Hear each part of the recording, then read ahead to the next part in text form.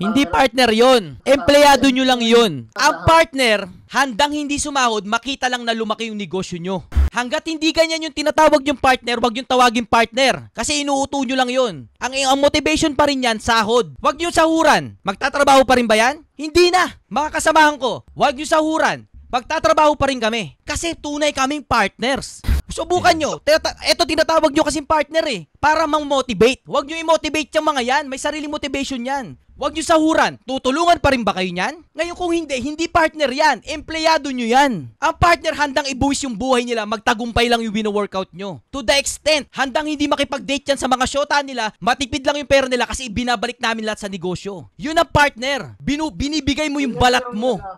Ang susunod na magtatanong mga kasosyo is si Arlene Alvarez. Hindi ko lang nakakuha yung details ng tanong niya kasi wala siya kanina hanggang ngayon. Ewan ko lang kung nandito na siya kasosyo. Check natin kung nandyan pa. Nasa si Arvin. Ano? Blinak na kita. Ba't nandito ka pa rin, Reynaldo? Ano yun, Reynaldo? Bakit, Reynaldo? Ano nangyari? Ba't nawala ka? Ano nangyari? Matutulog na ako kasi Bawal mapuyat. hindi ko kayo makita. Matutulog na rin ako kasi bawal ako magpuyat. Oh, tama yun. O sige na, Reynaldo, pahinga ka na, ha? Salamat sa pagsama dito. Kanina ka pa rin dito. Ang tagal mo na dito. Salamat. Hindi ko kayo nakikita. Blinak na ata ako eh. Hindi, ah. Hindi. Seryoso. Hindi. Oy, joke lang, Reynaldo. Kita ka namin. Baka may nasignal mo. Reynaldo, pati cellphone mo ayaw na sa'yo, Reynaldo. Nakikita ka namin. Dali ka ba? Mga ganun eh. Mga kasosyo, salamat po. Sige na, good night na, Reynaldo. Salamat sa'yo. God loves you. Love you. Love ka namin. Bye-bye, Reynaldo. Good night. Salamat po. Kagulat yung boses ni Reynaldo. Reynaldo lang kasi. Okay, kakasosyong Pinoy Hat. Anong dyan pa po? Wala si kasosyong Arlene Alvarez. So, Okay. na tayo si kasosyong John David. Hello. Kasosyo. Ang tanong niya is partnership. Manufacturer ng John David San Andres. Oh, yan. Hello po, John kasosyo. David. Hello po. Yun, Yes. magandang gabi po mga kasosyo and magandang gabi po Sir Arvin. Hi, good Salamat evening din. Salamat po sa opportunity na yun, nakasama po ako dito. So, yun po, ako po si John. So, currently employed sa isang bank and currently na may isa ring manufacturing po ng isang pabango. So, nag-start up pa lang din naman po. So, online pa lang, wala pang physical store. So, ito po yung question ko. Ano po ba yung mga criteria o yung mga dapat mong hanapin sa isang good partnership? Ayun po. Okay, naka-experience ka na ng dating partner? Actually, ngayon meron. Kaya lang parang sorry, parang something may doubt. Okay. Kasi napanood ko yung kasosyo Arvin regarding dun sa kasosyo, sa partnership na pagkakaintindi ko to na hindi naman kayo parehas ng alam, may alam ka na hindi niya alam, may alam siya na hindi ko alam. Ngayon, yung criteria kasi, ito talaga, i-point ko na, pwede bang maging isang business partnership nang wala siyang ini-invest na kapital? Pwede. Basta may ambag siyang iba. Like, anong negosyo mo dyan? Nag-manufacturing po ako ng isang perfumes. So, Perfumes? Ako po yung gumagawa po. Sige. Gagawin mo akong kasosyo. Akin, 30% may ari ako negosyo mo. Wala ko yung ambag na pera. Papayag ka? Partner tayo. Papalaki natin yan. Papayag ka? Ano yung may ambag mo, sir? Ako. Idea, marketing. Ewan ko. Ako mismo. Partner tayo. Susolusyonan natin lahat ng problema magkasama. Papayag ka? Ako, papayag ako. Kimberly, wait lang. Ano, papayag ka dyan? Ako, papayag ako. Ano dyan? Sagbuhat ka dyan. Bago magbago isip ko. Ha? Oo, payag ako. Kung ikaw, Sir Arvin, payag ako. Malaki may tutulong mo eh. Gusto ko kayong matuto na ang partnership, hindi pera. Iniisip nyo kasi kagad lagi pera eh. Hindi po. Ambag. Anong ambag mo? Hindi pera. Kasi pag pera nang ibabaw sa partnership nyo, walang mangyayari. Pera lang din naaamig nun. Tinuturuan ko kayo mag-decide sa value. Smart money. Akin, papayag kayo. Iba, nagpresenta ako, papayag ako. Kasi alam kong masusolusyonan natin na magkasama yung mga problema nyo. Alam ko yun. At alam nyo rin yun kasi kilala nyo na ako. Di ba pumayag kayo nang wala akong inaambag na pera? Kaya ang sagot, pwede kang magbigay ng ownership o partnership nang walang inaambag na pera. Ito nga rin recommend ako eh. Mag-partner kayo, wala kang ilalabas na pera maski piso. Doon nagsimula yung una kong matagumpay na negosyo namin. Nagkakasosyo kami, execute kami, may isa sa amin wala naglabas ng piso. Anong ginamit namin? Lahat ng puhunan, lahat ng aral na natutunan ko sa tatlo kong negosyo, magbenta ng wala, mag-execute, lahat yun. Wala kami nilabas maski piso. Buhay pa rin yung mga negosyo namin hanggang ngayon at dumadami. Anong hatian? Eventually, maghahatian kayo sa ownership. Hindi dahil sa pera. Ang maganda doon, ang ownership na hatian nyo based sa ambag. Walang factor ng pera. Ang linis. O ikaw, malupit ka, magaling ka. Ito, porsyento mo. Ikaw, ang hirap mong pigain, no? Pabigat ka. O maliit lang porsyento mo. Walang elemento ng pera. Kaya nga kung magsisimula kayo ng business with a partner, mainam na walang pera. Sasabihin nyo, kasi yung RB hindi pwedeng walang pera. Pwede nga eh. Pwede nga. Ang dami nagsimula ng walang puhunang pera. Magkanong puhunan? 1.8. Katres, barbecue. Yung isa pa, 900. Buy and sell ng mga short. Ngayon, may manufacturing na ng short. Kung iisipin nyo lagi na, okay, simulan natin to ng walang pera. Ngayon, kung wala kang ambag, hindi ka kasali. Wala kang ambag eh. O sige, magaling ka sa marketing, okay, ambag ka. Sali ka. Ang hati nyo, hindi based sa pera, based sa value. Pag nagsimula sa hatian ng pera, hanggang dulo hatian na ng pera. Pero pag nagsimula sa value, hanggang dulo, walang konsiderasyon ng pera. Sahod kayo sa maayos. Sahod kayo. Ako, pag partner tayo dyan, o sige, 30% ng ownership akin. Hindi ako sa sahod ng 2 taon, walang problema. Hindi ako sa sahod. Kasi doon ako iaamig sa dulo. Pag naging episyonado na yan, doon ako aamig. Kasi investor ako mag-isip. Entrepreneur ako. Hindi ako aamig ng kita ng 15,000 naman dahil sa negosyo mo. Pabango, hindi ko kukubrahin yung 15,000 naman. Kasi alam ko yung 15,000 na yan, puhunan yan para capital, natin yan eh. Pampaandar yan eh. Pag kinuha ko yan, kakapusin ang negosyo. Kaya ang utak ko, hindi ako kukuha ng maski piso dyan sa loob ng 3 taon, kahit 5 taon pa yan. Basta ang trabaho natin, maging apasyonado ng Pilipinas yan. Yun ang trabaho ng entrepreneur.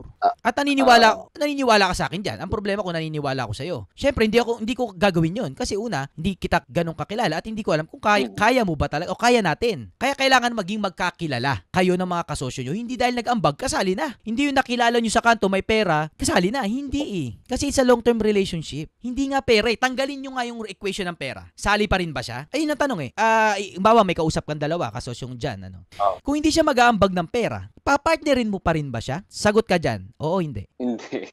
Yun ang sinasabi ko. Wag na! Kasi kukunin mo siya dahil sa pera. Ang pera, saglit lang yan. Ang pera, tanggalin mo yung pera, ibigay mo sa akin yung problema. Pagtulungan natin kung paano i-execute ng walang dinalabas na pera. Si Chris ka kanina lang siguro nasaksiyan mo, may negosyo na siyang consulting. Baka sa next month, may manufacturing na shawarma yun at saka ng pita bread. May pera ba nilabas? Wala. Wala. Talento. Sarili niya. Wala.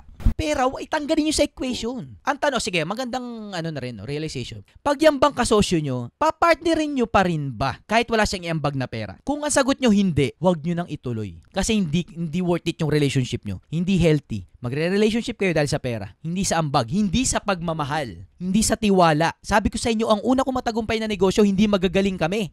Pero mahal namin yung isa't isa.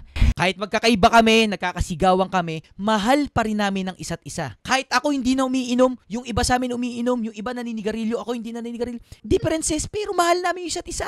Handa namin ibenta yung isa namin sasakyan para sa itataguyod ng negosyo pag kinapos. Yun ang pagmamahal kasi naniniwala kayo sa pangarap nyo at hindi dahil sa pera. Magkaiba yun mga kasosyo. Tanggalin nyo sa partnership tong sinasabi ko. Kung sabing partnership, tanggalin yung equation sa pera. Magsimula kayo ng walang pera, totoo naman eh. Ang mali kay Kimberly kasi may nagpaulan ng pera si Mother. Ngayon, checkmate sila. Kaya sabi ko nga, magnegosyo kayo, walang perang tatapon. Kasi at least, kampante kayong solban yung problema nang wala kayong kinsenas katapusan na bayarin. Kasi pag may bayarin kayo at unan yung negosyo yan yung sinasabi kong matutuliro kayo. Mababaliw kayo. Hindi kayo peaceful. Ang ending, ayaw nyo na. Ang ending, mag-aaway kayo ng mga partner mo. Ang ending, hindi mo na mata-absorb yung mga tamang payo kasi praning ka na eh. Ang gusto mo, mabayaran yung bayarin sa katapusan.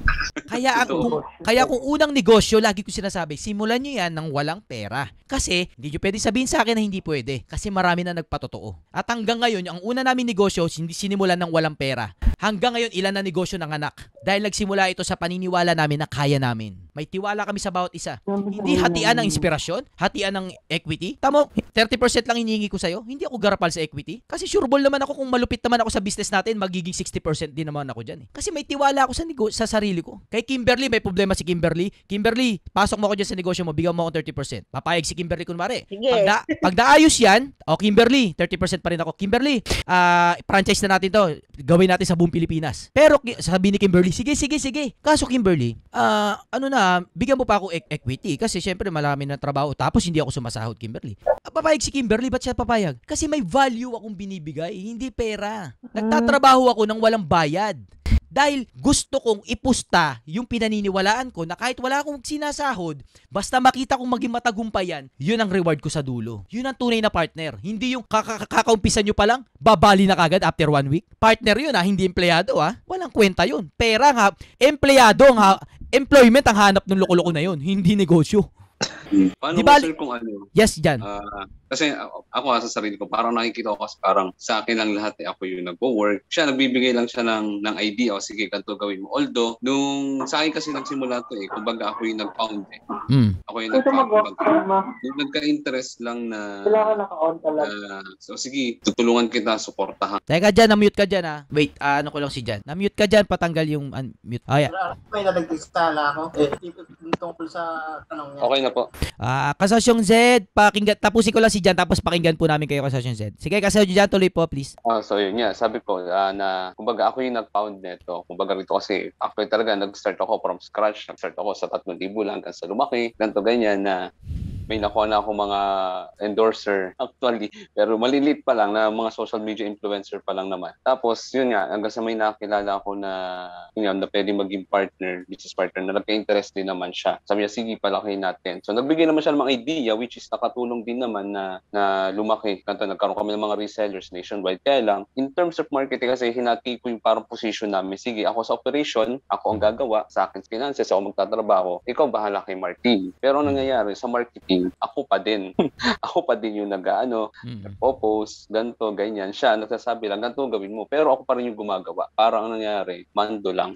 Mando lang siya, ganito. Tapos ngayon, isang problema ko pa nga ito, yung handling ng finances sa business. Nahalo kasi yung personal sa pera ng negosyo. So, ang nangyayari, di ko alam kung ano ba si negosyo. Kasi tama yung sinabi mo, Sir Arvin, na ang daling magsimula ng negosyo, ang hirap i-maintain. Pero ayoko na magsukuan kasi andito na siya established na siya So, yung mga right way ba, ano po yung mga dapat gawin pa? Ngayon. Okay, so ang problema mo, tapos na yung problema mo sa partnership, naintindihan mo na? Opo. Okay, so problema mo ngayon, yung pera ng negosyo nahati sa pera ng pang-personal, tama? Oo, sa sarili ko. Nagagamit ko na talaga siya. Kumikita na ba kayo? May profit na? May profit naman po. Kaya lang po talaga, katulad nito, syempre yung mga inventory, andito pa din naman siya. So, good as income pa din naman. So, yung mga sales, katulad nga po nito, sabi nyo nga po, monthly talaga may binabayadan din kami. Okay, mga kasosyo, pakinggan nyo po, di may-ari si Jan, tapos may isa rin siyang partner, may-ari rin. Kaso hindi nagtatrabaho yung partner niya. Si Jan nagtatrabaho. Tanggalin natin yung usaping ownership. Walang usapang sino may-ari. Sa sitwasyon na yon, yung partner ni Jan na marketing na hindi din nagtatrabaho ng marketing nila, pero si Jan pa rin. Dapat ba yun may sahod? Sir Arvin, Zed.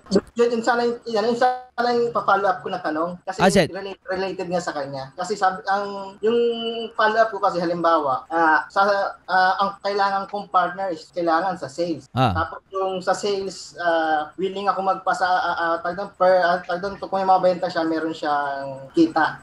Pero ang usapan namin, partner. So later na hindi partner 'yon. Meron siyang percentage din kung sakali para lang empleyado nyo lang yun. Ang partner hindi nagpapasahod. Sana maintindihan nyo to. Ang partner handang hindi sumahod, makita lang na lumaki yung negosyo nyo. Hanggat hindi ganyan yung tinatawag yung partner, wag yung tawagin partner. Kasi inuuto nyo lang yun. Ang motivation pa rin yan, sahod. Wag nyo sahuran. Magtatrabaho pa rin ba yan? Hindi na. Mga kasamahan ko, wag nyo sahuran. Magtatrabaho pa rin kami. Kasi tunay kaming partners. Subukan nyo. Ito tinatawag nyo kasing partner para mang-motivate. Huwag nyo i-motivate yung mga yan. May sarili motivation yan. Huwag nyo sahuran. Tutulungan pa rin ba kayo yan? Ngayon kung hindi partner yan. Empleyado nyo yan. Ang partner handang ibuwis yung buhay nila. Magtagumpay lang yung wino-workout nyo. To the extent, handang hindi makipag-date yan sa mga syota nila. Matipid lang yung pera nila kasi ibinabalik namin lahat sa negosyo. Yun ang partner. Binibigay mo yung balat mo. Wag nyo tawagin partner ang isang taong nagpapabayad. Hindi partner yan. Empleyado yan. Naintindihan nyo ako mga kasosyo? Kung nasa tabi mo yan dahil kumikita yan, hindi employee yan. Ay hindi partner yan. Nasa tabi mo yan kasi kumikita sa'yo yan. Subukan mong wag sahuran. Next month, chinismis ka na yan. Wala patipat sa'yo yan. Wala na sa'yo yan. Kung wala kayong partner, wag nyo nang isiping may partner kayo. Okay lang naman yon. Pero kung meron kayo, better. Balik tayo kay kasosyong Jan.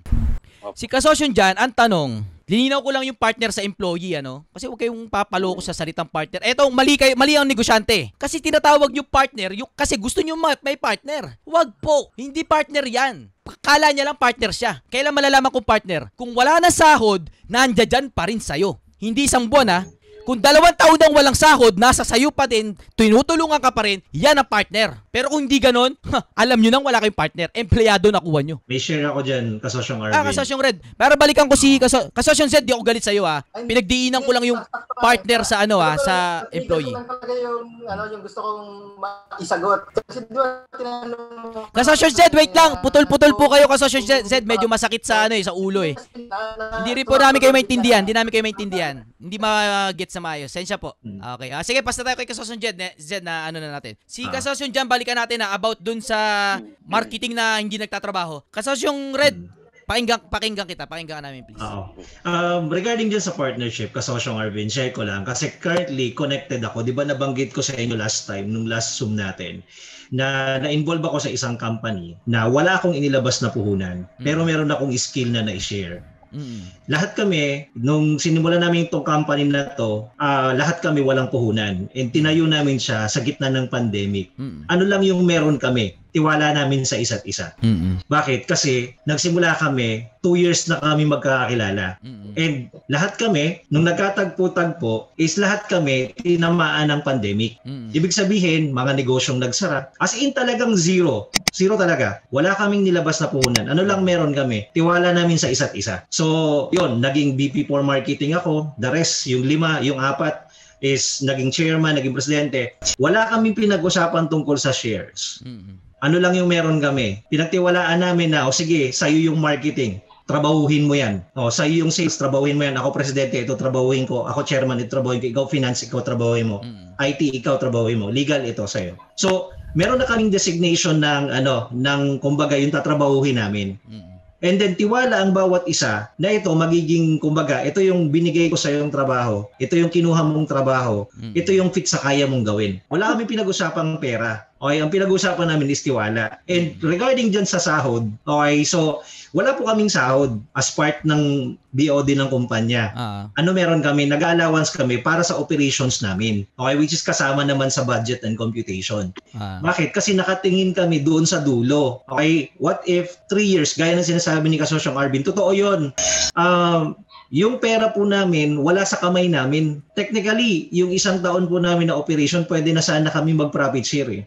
Pero bakit wala sa kamay namin yung profit share na income na sana ng company? Nire-invest po namin. Okay, kasi nakita namin po na malaki pa ang opportunity ng company namin. Pwede pa siyang lumaki. Marami pa siyang matatap na iba't iba pang connected na business doon sa negosyo namin. Which is ngayon nga po, this year, yun yung mailo-launch ng panibago ng company. Pero hindi namin pinag-uusapan po yung sahod, hindi namin pinag-uusapan yung share. Ang pinag-uusapan po namin palagi pag nagmi-meeting kami, actually hindi nga meeting ng BOD ang tawag namin eh. Ano siya eh, tawag ito, kwentuhang may kabuluhan eh. Kasi ang pinag-uusapan ng BOD is vision ng kumpanya. Nasaan na ba yung kumpanya natin? Ano yung mga problemang na-encounter natin? Naging open kami sa isa't isa. Ang tanungan palagi, anong problema ng department mo? Ano magiging solusyon na pwede makatulong yung ibang department? Which is ang tinitingnan po namin, pare-pareho kasi kaming naka-align na itong kumpanya, ano man yung pwede namin i-share, mapapalaki namin. So doon po kami nagtiwala lang kami sa isa't isa. Wala pong pera na involved. So ngayon, although kumikita na rin yung kumpanya kasi 1 year na, pero hindi yung mismong may-ari, wala sa amin yung pera po. Nandun sa kumpanya, nandun sa negosyo. Kasi nga meron pa siyang expansion. Kasi ang goal po namin, lahat kami nagkakaisa, kaming 6 na may-ari or 7 na may-ari.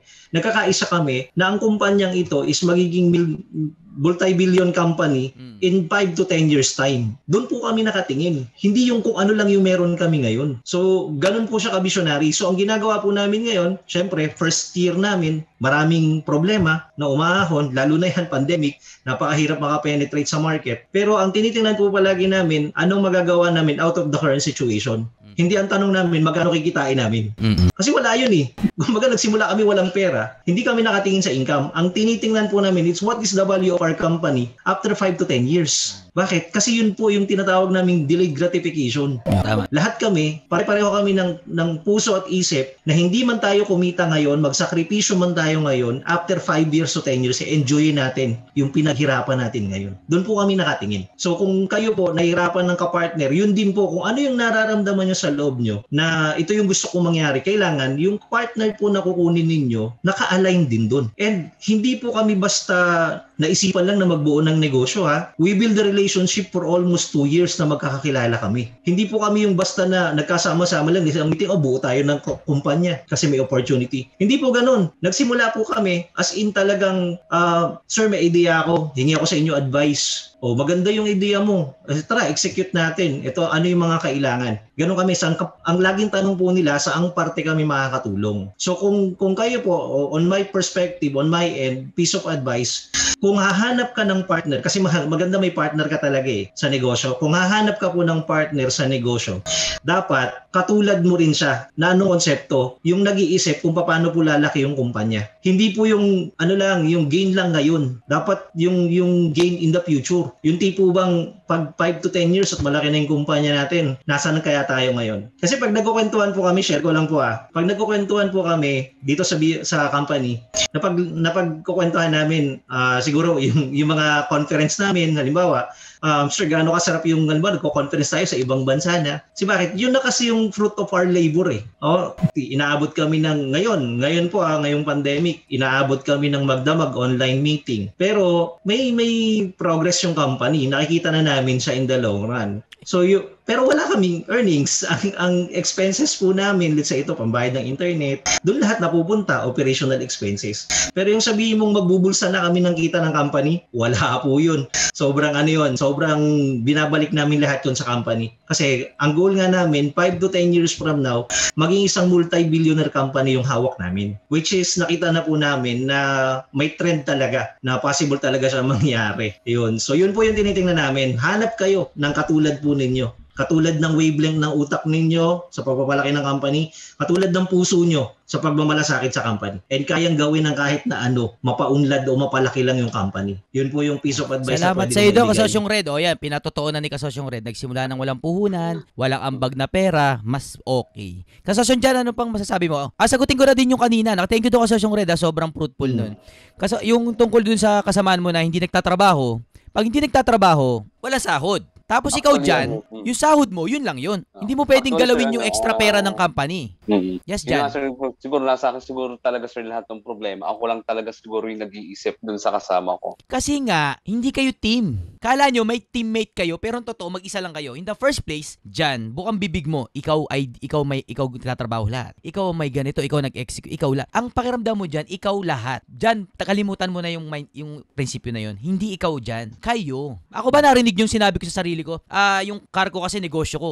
Ano yan ganito ginawa ko dyan Hindi ako narinig na nagkwento ng ako. Kasi nakabaon sa utak at puso ko na hindi ako ang car ko. Kami, marami kami. Hindi ako. Pag ang utak nyo, ako, hindi never na magiging partner kayo sa kapartner nyo. Magsisimula ang partnership sa inyo. Kasi ang puso nyo hindi tama na makipag-partner o sabihin na kayo, never na magiging kayo. Kasi ikaw pa lang, hindi mo na matanggap na kayo. Kuro ako. Walang gumagana partnership kung ikaw sa puso mo, alam mo ikaw lahat ang simula. Ikaw ang magaling, ikaw ang dumiskarte, sa'yo lahat, ikaw dumiskarte, nagsimula dahil sa'yo. Never kong kwento sa inyo na ako kasi yung nag-isip ng car ko Ako kasi yung nag-isip kasi yan yung una ko naming matagumpay na negosyo. Kaya yun yung template ko ng tagumpay ang car ko Never ko sinabi sa inyo na kasi sa car ko ganito inisip ko Tapos ganito ganyan. Hindi po. Walang ako sa car ko. Sa negosyo naming una, kuro kami.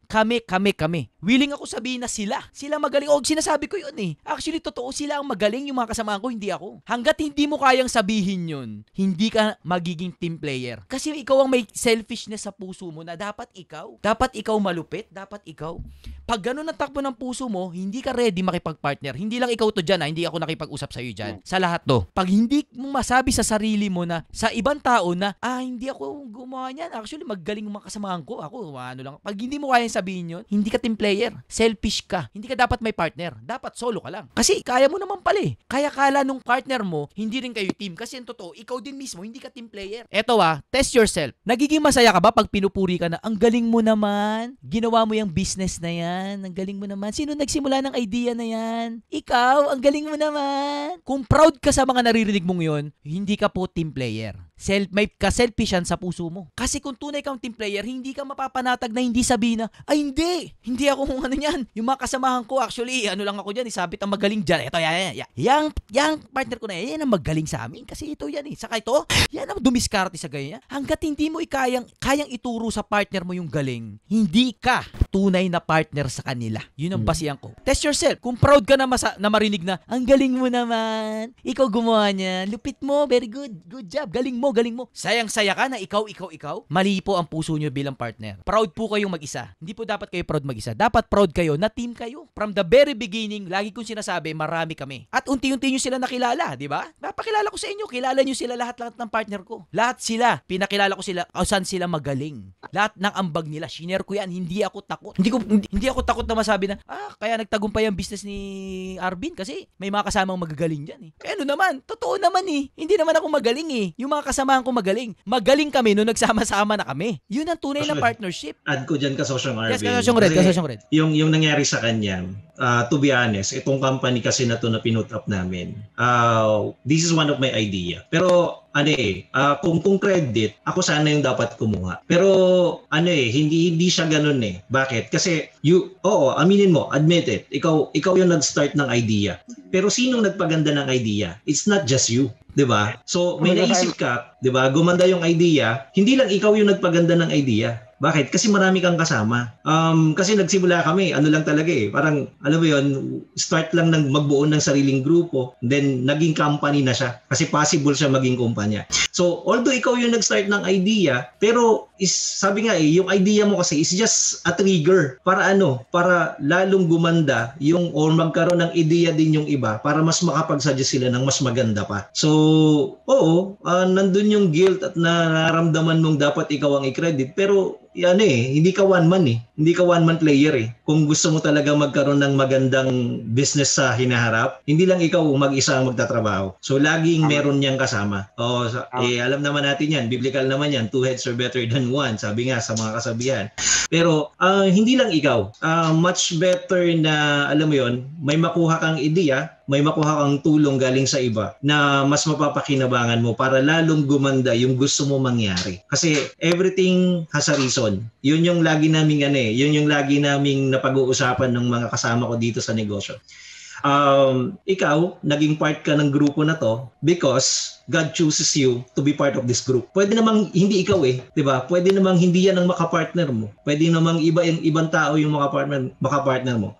Pero bakit kayo yung pinagsama-sama? There's always a divine intervention on that one. Bakit kayo yung pinagsama-sama? Kasi tandaan mo, walang taong perpekto. Laging yung kulang mo nasa iba. So, kapag pinagsama-sama kayo, yung kulang mo kasi nasa kanya. Yung kulang niya nandun sa isang kasama nyo pa. And yung kulang na isang kasama nyo pa, nasa iyo naman. So, kapag nagsama-sama kayo at napunan nyo yung kulang ng bawat isa, solid yung samahan nyo, solid yung kumpanya nyo. And ang maganda sa kanya, kapag solid kayo, hindi kayo pwedeng matibag, hindi kayo pwedeng maghiwa-hiwalay. Kasi yun yung composition nyo Solid talaga kayo. So yun yung naranasan namin on our part. Kasi nakita namin, hindi mag-work ang isang tao nang wala yung isa. Hindi naman kami dependent. Pero yung ikabubuo nung ideya namin, yung ikabubuo nung fulfillment, kumbaga, nung gusto namin mangyari, laging ka-involve yung isa or ka-involve yung 6 na kasama ko sa grupong ito. So hindi kami kikilos ng ako lang o hindi kikilos yung isa na siya lang. Lagi kaming buo. Yun yung sa kanya, parang we are working as one person. Although marami kami. So yun yung hanapin mo sa part mo. Kung kaya mo ba na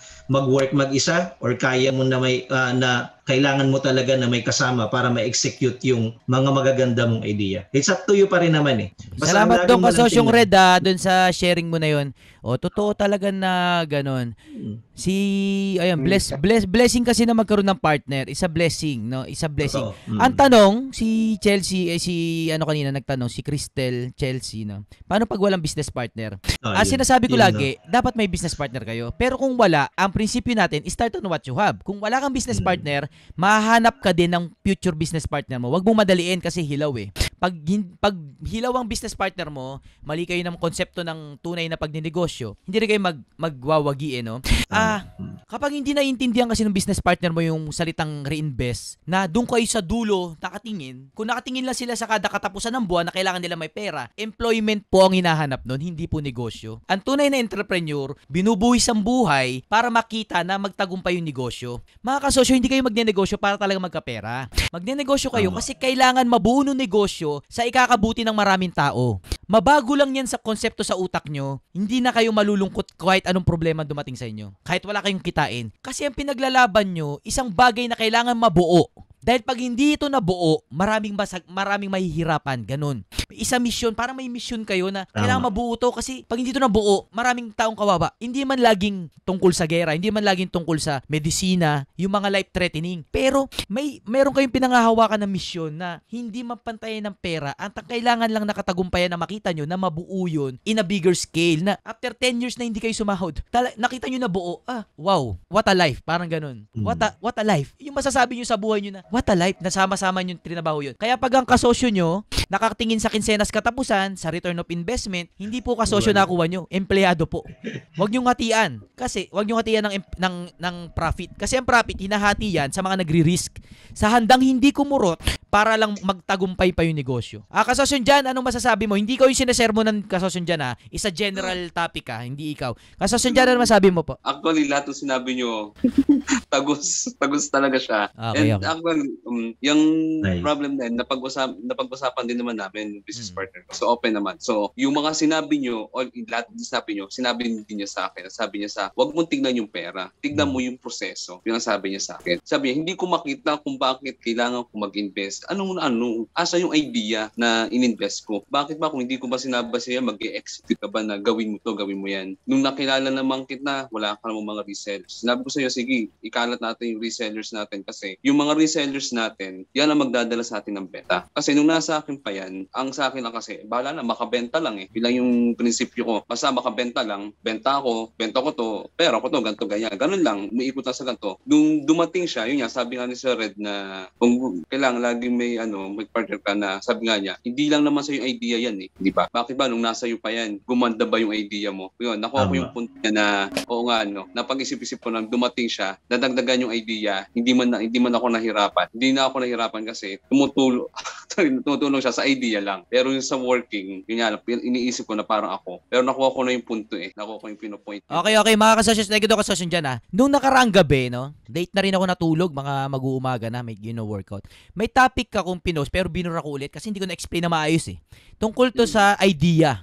Pinost ko ng madaling araw, binura ko rin after 1 hour. In-explain ko doon na mas tayong mga Pilipino, masyado nating gino-glorify kung sino yung may idea. May backfall kasi siya Ganito, Halimbawa, masyado nating pinupuri na, ang galing naman ng business nyo. Sino may idea niyan? Ay, si may idea niyan? Si Jan. Ang galing naman ni Jan. Ngayon, yung kasosyo mo, nalulungkot kasi, masyado naman napuri si Jan kasi sa kanya yung idea. Which is totoo naman. Kay Jan yung idea. Tayo mga Pilipino, kailangan nating matuto na walang halaga ang idea. Ang halaga kung sino nag-execute ng idea at nag-workout doon. Alam nyo po ba, si Elon Musk, hindi sa kanyang idea ng Tesla. Hindi siya ang founder na tunay ng Tesla. Si Eberhard, kaso nasesante sa Tesla. Bakit nasesante? Kasi, ewan ko, mayabang kasi, ang tunay na founder, ang tunay na founder, hindi yung nakaisip ng idea. Ang tunay na founder, yung nakapagpalawak ng idea. McDonald's. Sinong founder ng McDonald's? Si Ray Kroc. Si Ray Kroc daw. Hindi si Ray Kroc ang founder. Hindi niya nga apelido yung McDonald's Ang founder ng McDonald's, yung McDonald's Brothers. Pero bakit si Ray Kroc ang founder ng McDonald's? Kasi si Ray Kroc ang nag-execute para lumaki, sumabog yung McDonald's. Kaya wag nyo ganong mamahalin yung idea. Madaling burahin sa kwento yan ng libro. Isang interview lang, wala ka na sa kwento. Wag nyo ganong i-glorify yung idea. Ang i-glorify nyo yung mga tao na nagtulong-tulong para ma-execute ito. Yun ang mahalaga. Hindi yung kung sino. It doesn't matter kung sino nakaisip. Team nga kayo Ang isip ng isa, nakaisip ng isa, naisip ng lahat. Kasi team nga kayo. Kung mababago nyo lang yung pag-uutak nyo na yun, na once na naging partner kayo, isa teamwork na. Ang gain ng isa, ang galing ng isa, it's a team na rin. Galing na rin ng lahat. Ang kabobohan ng isa, kabobohan na rin ng lahat. Kaya wag nyo i-glorify na ako yung magaling dito, ako leader dito. Pinagyabang ko ba sa inyo kung anong posisyon ko? Hindi, kasi it doesn't matter. Wala akong pakialam kung anong posisyon ko. Wala akong sinasabi sa inyo kung anong posisyon ko. Alam niyo ba kung anong posisyon ko? Wala wala akong kinikwento. Bakit? Kasi hindi po yun mahalaga sa akin. Ang mahalaga sa akin, umaandar pa rin ang mga negosyo namin at masaya kaming magkakapartner. Hindi dahil sa posisyon ko, hindi dahil sa sahod ko. Kung maiisip nyo rin na hindi to sa pera, hindi to sa yabang, tungkol ito sa kaganapan ng pangarap. Yun ang labanan ng negosyo. Pangarap. Matupad ang pangarap nyo, yun ang gain yun lahat. Automatic po nakikita kayo ng pera. Automatic yun. Pero pag inuna nyo yan ay kasisira nyo. Hindi tayo galit sa pera, dapat nyong kumita ng pera. Kailangan makabenta. Pero kung yan ang una nyo ng motibasyon, mali po ang pundasyon nyo sa negosyo. Kasasun dyan, ayos na tayo doon. Ang ganda ng topic na yun sa partnership. Maganda na, open mo dyan. Ipapanood mo to sa mga kasosyo nyo. Mga kasosyo, shout out sa lahat. Meron po tayong playlist na profit sharing sa YouTube. Search nyo lang, Arvin Urrubia profit sharing playlist. So, nandoon lahat ng vlog. Panoorin nyo lahat yun ng mga future kasosyo nyo. Dapat mapanood nyo lahat. Magigets nyo ano yung investor, ano yung founder, ano yung tunay na entrepreneur, sinong leader, sinong empleyado, sinong utusan, sinong dapat sumunod, paanong hatian ng kita. Nandoon na po lahat, mga kasosyo. Panoorin nyo po yung lahat, magigets nyo, at maintindihan nyo sa group kung ano yung partnership na pinasok nyo na hindi ito tungkol sa pera. Malamang idagdag ko tong episode na to doon kasi tungkol sa partnership din. Profit sharing. Kasi yan lagi yung usapan na yan. Magkakasosyo, problema profit sharing. Nandoon po lahat. Kasosyo dyan, ayos? Ayos po, ayos. Thank you. Sige, next tayo. Kasosyong Pinoy Hat. Nandiyan pa. Kasosyong Pinoy Hat, please. Yun. Dami natin natutunan dun sa partnership na yan. Actually, yung sa pagnenegosyo ko kasi dalawa rin kami partner din. So, ang nakakapagtaka lang kasosyong Arvin, never kami nag-usap sa kita eh. Yung? Siguro dahil mag-asawa kami. Pero may nagsasabi sa akin mga negosyante, kasosyong Arvin, dapat sinasahuran mo yung sarili mo. Napaisip ako din eh. Sabi ko, tama naman. Ako naman, ang nasa isip ko naman, ba't sasahuran yung sarili ko kay may-ari?